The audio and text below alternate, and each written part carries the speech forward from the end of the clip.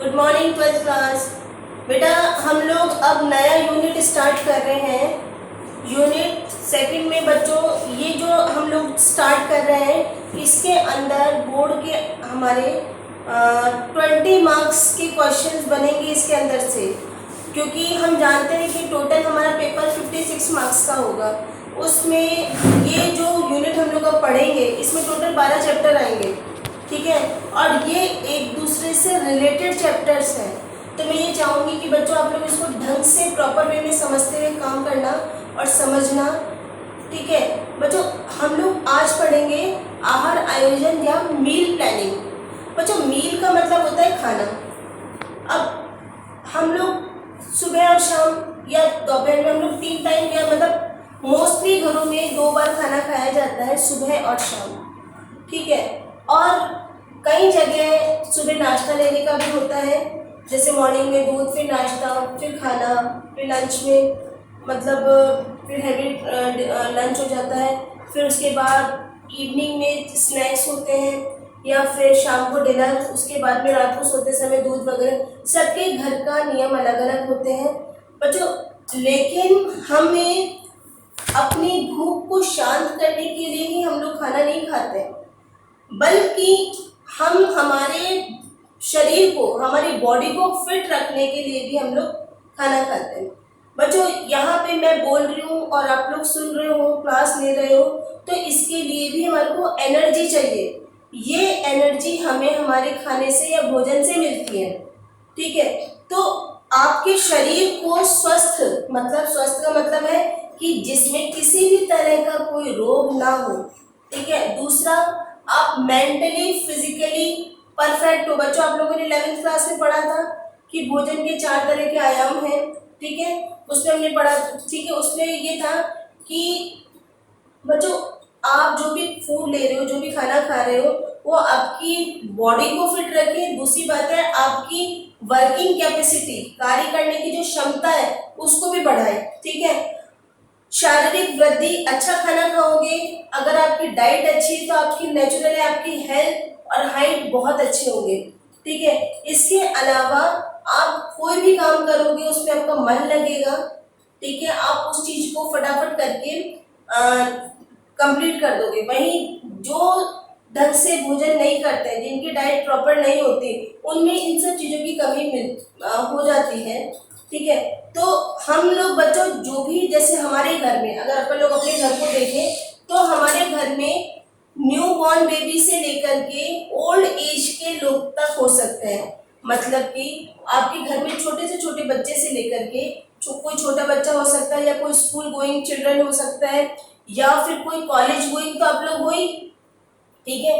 अभी आप लोग 12th में चल रहे हो, नेक्स्ट ईयर आपका कॉलेज होगा, तो आप लोगों के साथ साथ आपके कोई बड़े, जैसे मम्मी पापा हैं आपके, या फिर आपके दादा दादी, ठीक है, ये सब हमारे घर में रहता है। तो इन सब के लिए अलग अलग डाइट होती है बच्चों, तो इनकी रिक्वायरमेंट्स अलग होती है, इनकी बॉडी की जो रिक्वायरमेंट होती है।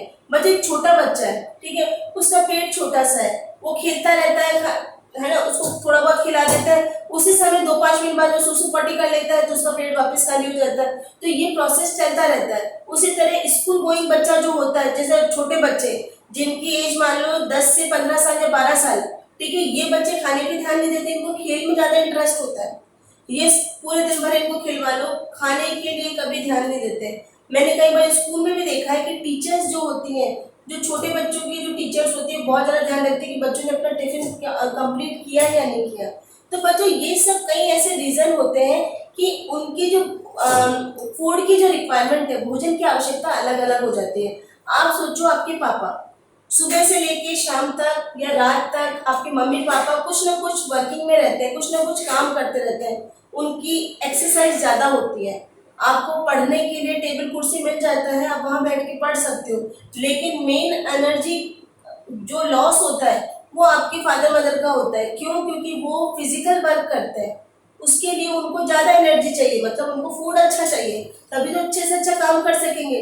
उसी तरह ओल्ड एज में क्या होता है बच्चों, कई तरह की बीमारियां भी आ जाती हैं, बॉडी की कैपेबिलिटी भी थोड़ी कम हो जाती है, काम मतलब वो ढंग से प्रॉपर वे में काम नहीं कर पाते, तो उनके लिए उनकी डाइट रिक्वायरमेंट अलग हो जाती है। तो हमें मील प्लानिंग मतलब आहार योजना ऐसी करनी चाहिए कि जिससे हम हमारी पूरी फैमिली का एक साथ अच्छी तरह से पोषण उनका न्यूट्रिशन कर सकें। ठीक है, तो सभी सदस्यों की हमको आवश्यकताओं का ध्यान रखना चाहिए। अगर आपके घर में कोई प्रेग्नेंट लेडी है, ठीक है, तो जो प्रेग्नेंट लेडी है तो उसकी रिक्वायरमेंट नॉर्मल लेडी से बढ़ जाएगी। ठीक है बच्चों, ये चैप्टर में स्टार्टिंग में मैं आपको समझा रही हूँ, आगे काफी अच्छे अच्छे पॉइंट्स हैं। एक बार आपको अच्छे से समझ में आएगा कि हम क्या कर रहे हैं, क्यों पढ़ रहे हैं, तो आप लोगों को टॉपिक क्योंकि इतनी जल्दी क्लियर होगा, क्योंकि हमारे आसपास के टॉपिक्स हैं, हमारे घर से रिलेटेड टॉपिक्स होंगे, तो उसमें कोई प्रॉब्लम नहीं आनी चाहिए। तो आहार आयोजन एक कला है बच्चों, कला मतलब एक आर्ट है। अगर आपकी मम्मी ने बहुत अच्छा खाना बनाया, ठीक है, उसकी खुशबू आपको पढ़ने नहीं दे रही है, तो ऑटोमेटिकली आपको भूख लगेगी और आप तुरंत खाने की तरफ रवाना होंगे कि मुझे भूख लग रही है। या फिर जब हम लोग कभी हमारे जब डाइनिंग टेबल पे देखते हैं कि डेकोरेशन बहुत अच्छा है, खीर की कटोरी बड़ी साफ सी है, उसके ऊपर बहुत अच्छे से काजू बादाम वगैरह डले हुए हैं, या सैलेड बहुत अच्छे ढंग से कटा हुआ है, या फिर हमारी जो प्लेटिंग की गई है, जो आपको खाना परोसा गया है, बहुत प्रॉपर वे में अच्छे से करा गया है, तो हमारी भूख बढ़ जाती है।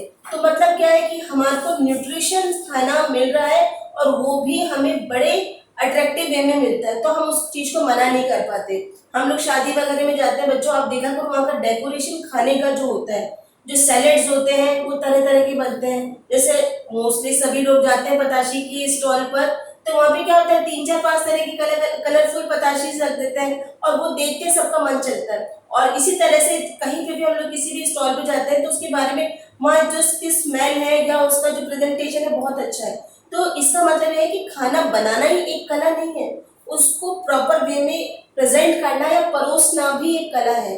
तो हमें मालूम है कि हमारे को अच्छे से अच्छे न्यूट्रिएंट्स वाला खाना खाना चाहिए। हमारे खाने में बच्चों 11th में हम पढ़ चुके हैं कि हमारे खाने में सारे पोषक तत्व जितने भी इम्पोर्टेंट न्यूट्रिएंट्स हैं वो होना जरूरी है, जैसे कि कार्बोहाइड्रेट, प्रोटीन, फैट और मिनरल्स, ये सब हम लोग विटामिन पढ़ चुके हैं। ठीक है, उसमें हम लोग फाइबर और पानी, ये सब भी हमारा बहुत इम्पोर्टेंट पार्ट थे। तो बच्चों ये सब मिलकर के हमारे डाइट को बहुत अच्छा बनाता है। तो इनका जो कॉम्बिनेशन है, जैसे कि कोई बच्चा है वो पालक नहीं खाता, ठीक है, तो पालक नहीं खाता तो इसका मतलब है उसको ग्रीन वेजिटेबल है, ग्रीन लीफी वेजिटेबल है, तो उसको विटामिन और मिनरल्स की कमी हो सकती है अगर वो ग्रीन लीफी वेजिटेबल नहीं खाता। तो हमें क्या करना चाहिए, जैसे मेथी के पराठे बनते हैं घर में, अभी सर्दियाँ आएंगी तो हम लोग मेथी के पराठे बनाने लग जाते हैं। पालक अगर कोई नहीं खाता तो उसको हम दाल पालक के फॉर्म में भी दे सकते हैं या पालक की पकौड़ी बना सकते हैं। पालक की पूड़ी के लिए तो कोई मना कर ही नहीं सकता।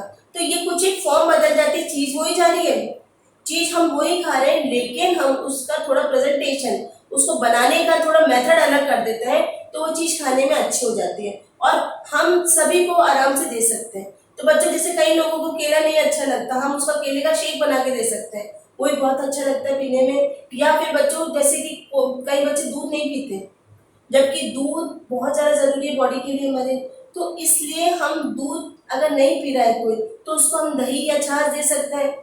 बच्चों दूध से ज़्यादा अच्छा दही और छाछ होते हैं, ये हमारी बॉडी के लिए काफ़ी अच्छे होते हैं। तो ये सब चीज़ें हम लोग पढ़ेंगे इस चैप्टर में। ठीक है, तो आज के लिए इंट्रोडक्शन था, नेक्स्ट क्लास में मैं आप लोगों को कल बताऊंगी। Thank you.